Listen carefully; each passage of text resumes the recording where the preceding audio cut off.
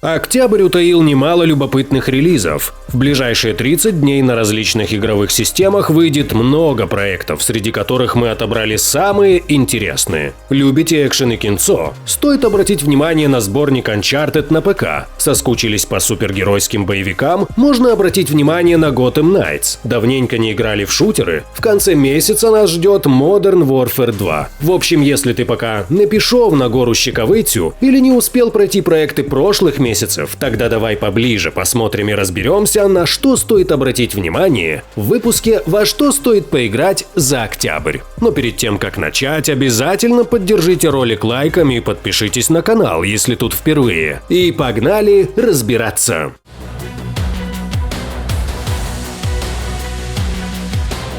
Overwatch 2. Релиз 4 октября. Сразу скажу, что игра будет бесплатной, и сейчас мы пробежимся по запланированным изменениям. Появятся сюжетные кооп-миссии на 4 и спецзадания с высокой реиграбельностью. Для сиквела доступны несколько новых карт, а визуальный стиль всех знакомых героев немного обновлен. Игра получила улучшенный движок и похорошевшую графику, хотя заметить это довольно сложно. Матчи теперь проходят в формате 5 на 5 с двумя героями, наносящими урон, двумя поддержки и танком. За счет этого геймплей стал чуть динамичнее. Игра реже прощает ошибки, например, связанные с неправильным позиционированием. Возникает куда меньше ситуаций, когда команды стоят друг напротив друга и обмениваются выстрелами. Появилась система меток, работает интуитивно и похожа на аналогичные механики в большинстве современных шутеров. Она помогает проще общаться с союзниками, указывая направление атаки или возможные угрозы. Прогресс и косметические предметы из оригинала можно будет перенести в сиквел. Battle Pass с новым контентом заменил лутбоксы и включает в себя почти то же самое. Авторы обещают создавать сезонный контент каждые 9 недель. Исходя из того, что мы видели в бете, разработчикам действительно удалось освежить PvP-составляющую шутера. По сравнению с первой частью в игре не появилось ощущение новизны, но за счет обновленного формата сражения более динамичные. Без PvE-контента игру нельзя назвать полноценной второй частью. Разница между шутерами должна больше всего проявляться именно в сюжете. В итоге игра все равно ощущается как Overwatch, что неудивительно, но теперь бесплатно и с более быстрым и напряженным геймплеем. Это как переход от CS 1.5 до CS 1.6. Да, в общем-то, и у старых игроков выбора особого нет, так что популярность наверняка будет. Главное, чтобы они не прикрутили каким-то хитрым образом pay to win, потому что близы это практикуют в своих фри-ту-плейках.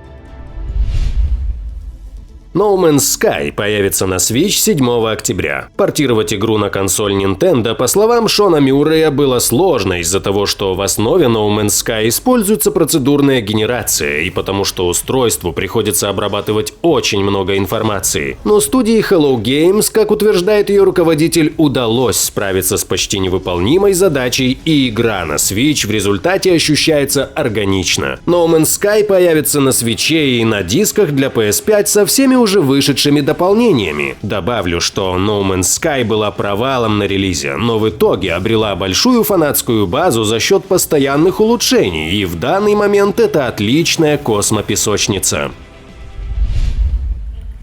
Cultic. Релиз 13 октября. Зубодробительный ретро-шутер от первого лица с элементами хоррора. Вас ожидает атмосфера шутеров прошлого, но с современными графическими технологиями, в числе таковых физика, освещение, а также, не поверите, полностью трехмерный игровой мир. Что касается игрового процесса, то здесь обещана свобода действий. Можно вести огонь по врагу, бегать, прыгать, скользить и уклоняться, а можно расставить ловушки и заманить противника в них. Дебютная первая глава вмещает в себя первую порцию контента. 10 сюжетных карт, сражения с боссами и режим выживания. Последний включает в себя несколько уровней, где пользователям предстоит пройти максимальное количество волн. Режим выполнен на основе выживания в Resident Evil 4 или Killing Floor.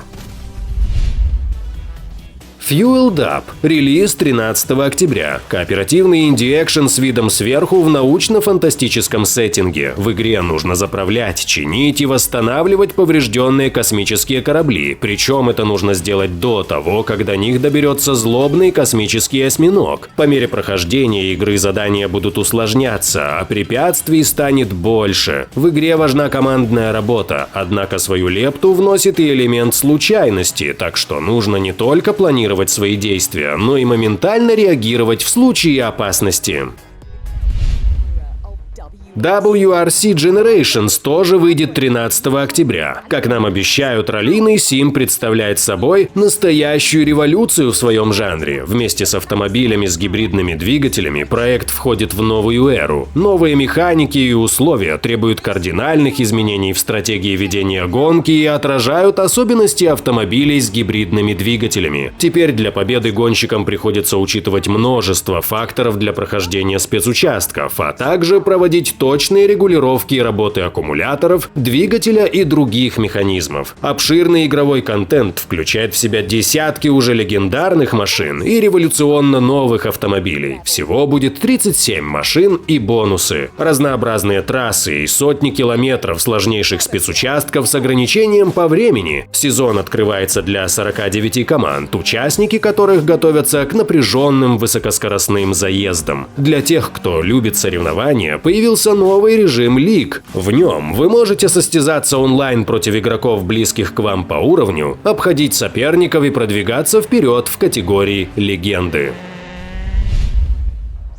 Nitro Kid выйдет 18 октября. Роуглайк, действие которого происходит в неоновых 80-х. Как говорят сами создатели, это особый сплав боевиков 80-х, эстетики ретро-киберпанка и классических фильмов о кунг-фу в качестве их вклада в возрождение популярности всего вышеперечисленного. В плане геймплея вам нужно собирать свою колоду из приемов кибер-кунг-фу. Потом, используя эти комбинации карт, придется сражаться на этажах башни Infinity. Сейчас в Steam можно попробовать игру бесплатно, в рамках теста.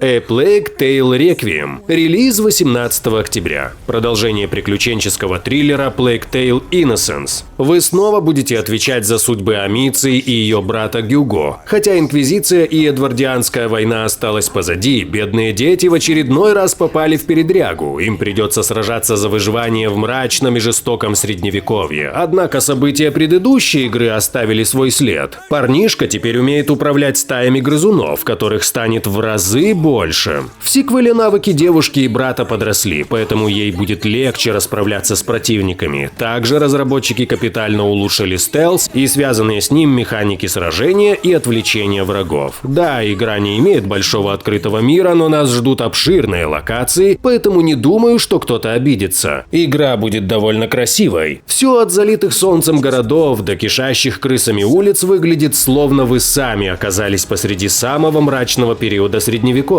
Как особо студию удается создавать настолько тревожные образы вроде самых настоящих крысиных волн столь реалистично, вне моего понимания. Uncharted Legacy of Thieves Collection доберется до ПК 19 октября. Это сборник, в который входят последняя глава приключений Нейтана Дрейка, Uncharted 4 и The Lost Legacy, рассказывающая о приключениях Хлои Фрейзер и Надин Росс. Первая игра, как я и сказал, расскажет о последнем приключении Нейта, который охотится за давно потерянным сокровищем капитана Эйвори. Главный герой попытался вернуться к нормальной жизни, когда внезапно объявился его старший брат Сэм. Все эти годы считавшийся покойным. Ему нужна помощь Дрейка. Вдвоем они отправятся в кругосветное путешествие в поисках легендарных пиратских сокровищ. А вот Lost Legacy перенесет место действия в Индию. Главными героинями выступают Надин Росс и Хлоя Фрейзер, известные по прошлым играм серии. Им предстоит отправиться в Индию и Бангладеш в поисках легендарного сокровища. Если вы будете проходить, то советую сразу пройти Uncharted 4, а потом Lost Legacy. сложности. Главная особенность наследия в немного другом подходе к дизайну уровней. Они здесь огромные, с множественными точками интересов. Впервые Naughty Dog опробовала большие полуоткрытые локации как раз в 4, но в наследии размах стал масштабнее. Разработчики продолжили развивать идею во второй части «Одних из нас», где практически каждый уровень выполнен в таком стиле. Да, все еще не полноценный open world, но зато удалось избавиться от тесноты и ограниченности. В них нет тупых диалогов, филлерных уровней, дурацких захватов вышек и сотни вопросиков на карте, заставляющих заходить в игру по несколько месяцев. Нет. Только геймплей и история. При этом прохождение пути вора займет примерно 15-25 часов, а утраченного наследия 7-15. Довольно много для сюжетно ориентированных проектов. Что же улучшили в переиздании? Во-первых, это, конечно, графическая составляющая. ПК-версия сборника создавалась в партнерстве со студией Iron Galaxy и поддерживает 4К, ультраширокие разрешения, контроллер DualSense, настройки управления и графики, а также интеллектуальное масштабирование AMD FSR 2.0 и быстрые загрузки. Самое важное, конечно же, то, что покупатели сборников EGS получат глайдер для Fortnite. Ладно, шутки в сторону. У игры заслуженная пачка наград и высокие оценки среди критиков и игроков на Metacritic. В заключение скажу, что это неплохой повод познакомиться с серией Uncharted. Mario плюс Rabbids Sparks of Hope выходит 20 октября. Это очередное продолжение тактической стратегии с пошаговыми боями во вселенной Марио и с безумными кроликами Ubisoft. В новой части популярные персонажи отправятся в эпическое путешествие по галактике с целью победить таинственную темную сущность, сеющую на планетах хаос. Во время прохождения игрокам предстоит освободить и взять в свою команду 10 искорок, необычных существ, похожих на смесь ламы с кроликом, каждая из которых обладает особой силой и характером. Вы посетите множество разнообразных планет с необычными обитателями и интересными секретами. Всего в игре будет доступно 9 персонажей, но взять в свою команду можно только 3.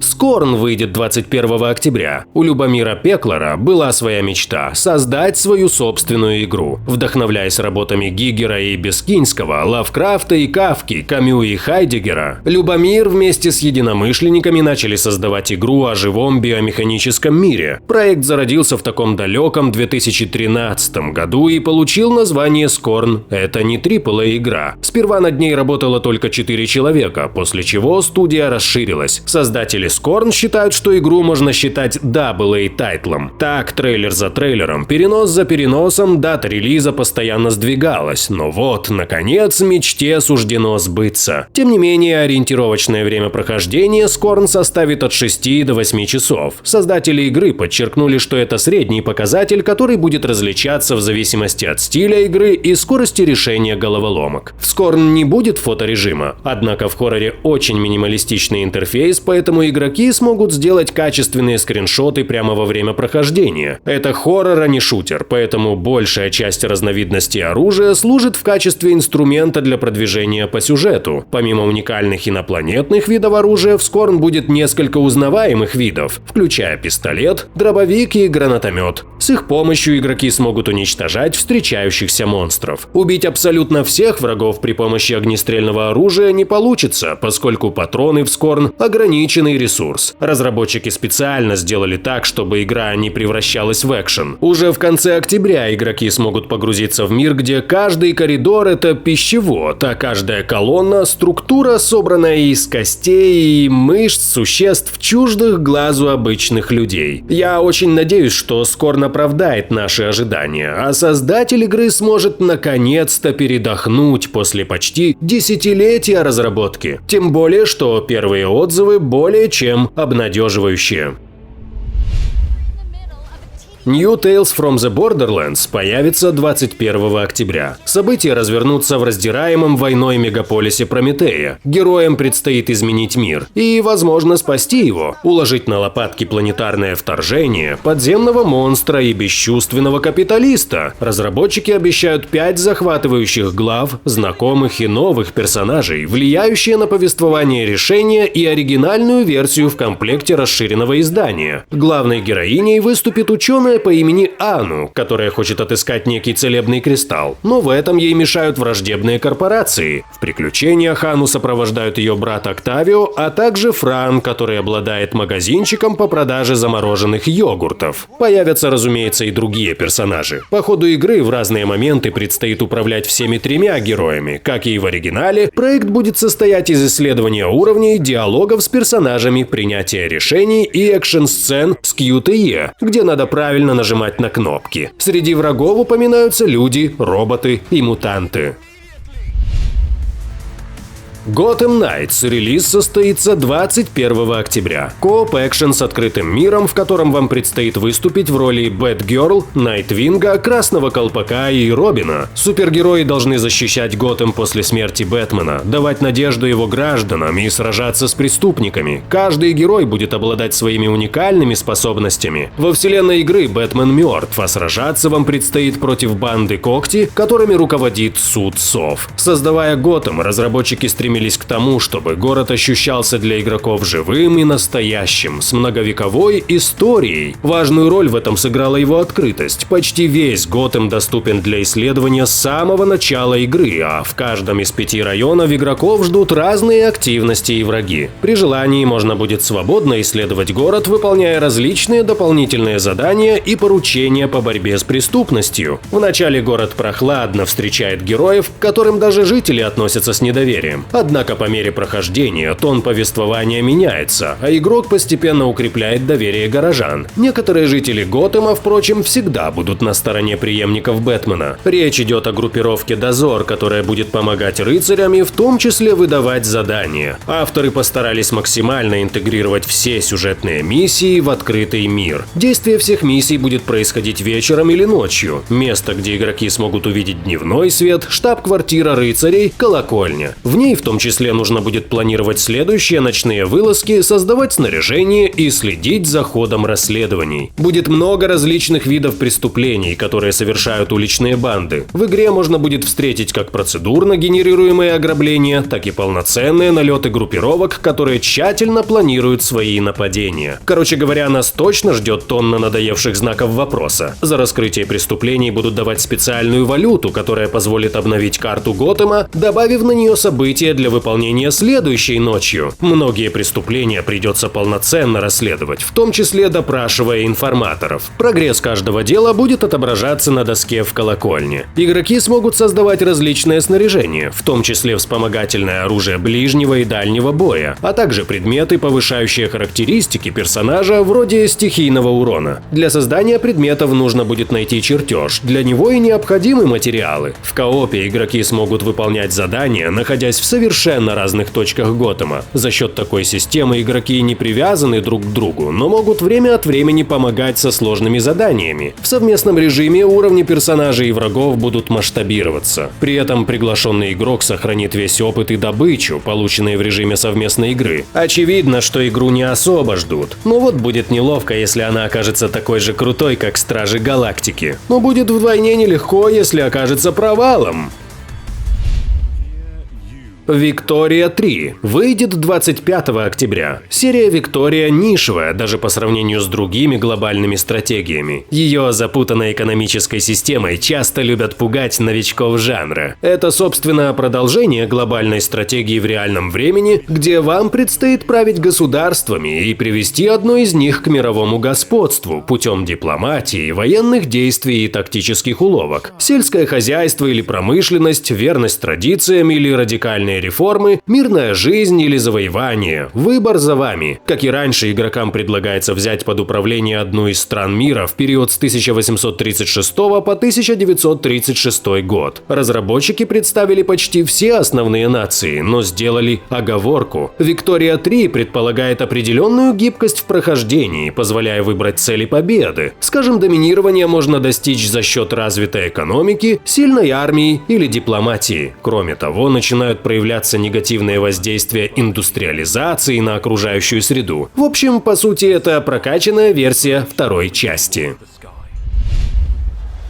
Sackboy: Big Adventure поступит в продажу 27 октября на ПК. Sony продолжает терять эксклюзивы. На очереди спин-офф Little Big Planet, посвященный Сакбою, маленькому игрушечному человечку. Игра представляет собой платформер, в котором наш герой и его друзья проходят уровни и пакостят друг другу время от времени, что логично, можно играть как в одиночку, так и в коопе. По сюжету существование тряпичных человечков в очередной раз омрачено, на этот раз появлением Векса, огромного тряпичного злодея, похитившего всех жителей Крафтворлда с целью постройки Хаосинатора, машины, которая должна распространять зло и хаос. Собственно, ПК-версия предложит поддержку разрешения 4К, технологию DLSS, а также свободную частоту кадров и разные настройки графики и управления. В общем, если вы любите играть в компании, то это не самый плохой вариант. Это позитивная, довольно изобретательная и красивая игра, но в то же время далеко не идеальная.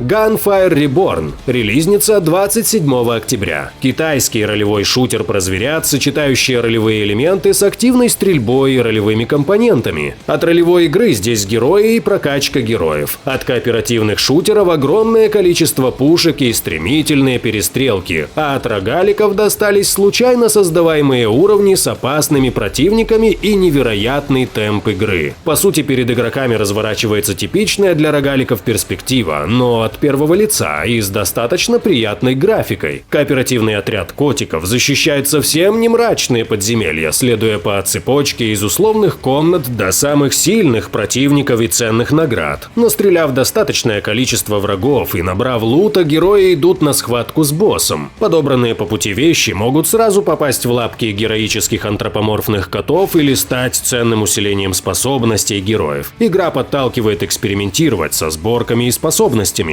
Gunfire является красивой и удивительно приятной смесью рогалика с кооперативным лутер-шутером, лишь немного отталкивая скудным разнообразием игровых режимов.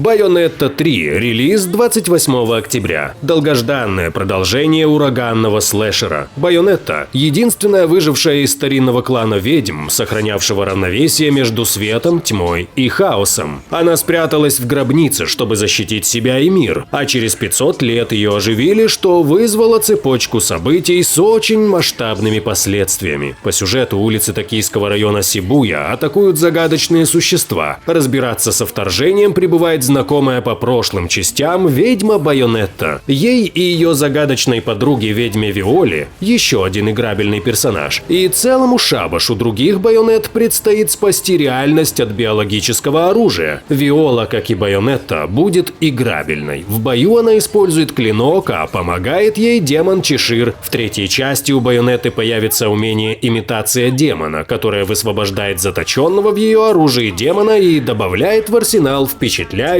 приемы. Кроме того, ведьма сможет призывать на помощь своих демонических питомцев. Разработчики обещают запредельно эпичные баталии, разнообразие локаций, улицы Токио, горы Китая и многие другие. И 3 демонических питомцев Байонетты – Гамора, Мальфас и Фантазмарания.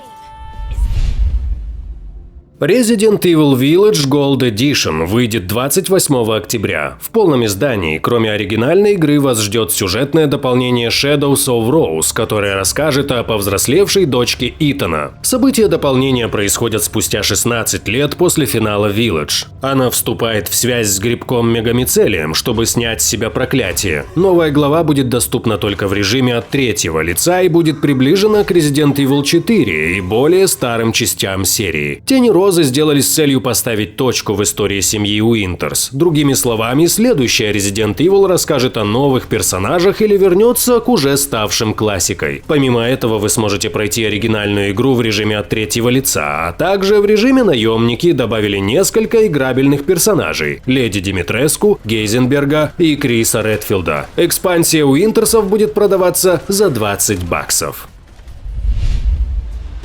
Call of Duty Modern Warfare 2 доступна с 28 октября. Игра является прямым продолжением Modern Warfare 2019. События сюжетной кампании развернутся спустя 3 года после концовки первой части. Игра расскажет о борьбе оперативно-тактической группы 141 с мексиканским наркокартелями террористической группировкой Аль-Катала. В сюжетных миссиях вы сможете посетить Мексику, США и страны Европы и Азии. Всего будет 16 миссий. Кооперативные спецоперации тоже возвращаются. Там будет прицел на 2 игроков, асимметричный геймплей, как в старые добрые, один в воздухе, второй на земле. К работе над сиквелом подходили с мыслью не испортить то, что работало раньше, но при этом внести некоторые свежие механики. Из главных новинок это чуть улучшенная система мувмента. Во время матчей в мультиплеере игроки смогут плавать, цепляться за уступы. Обещают сражения на воде и под водой, дополнительные геймплейные возможности, новые карты вида третьего лица. Также появятся рейды, режим, в котором игрокам придется действовать вместе и разбираться с головоломками. Например, придется разобраться, как проникнуть на базу подводных лодок. Систему оружейник и прогрессии оружия обновили. Теперь один конкретный ствол можно превратить в другой тип оружия путем смены ствольной коробки. Кроме этого, изменится способ прокачки и разблокировки модулей. Теперь на некоторых видах оружия они общие. Тем не менее, мнения игроков о мультиплеере разделились. Одни называют его лучшим в серии, другие критикуют за топорность и маленькое количество нововведений. Кто-то ругает графику и шутинг, хотя большинству он понравился. Также под критику попал дизайн карт. Логично, что аудитории не понравилась и завышенная цена. Вдобавок ко всему, поругали перегруженный интерфейс. В то же время хвалят звук оружия, который добавляет баллов в копилку реализма. Аудитория в целом оценила геймплей, новые механики, стрельбу и ощущение оружия положительно. Ну а самое важное то, что MV2 и Warzone 2 не будут существовать в едином клиенте, как это было раньше. Вы сможете загружать игры отдельно, но интеграция будет бесшовной. Чтобы перейти из одной в другую, не придется закрывать игру. Если хотите узнать побольше о минусах и плюсах игры, советую посмотреть наш видос про игру.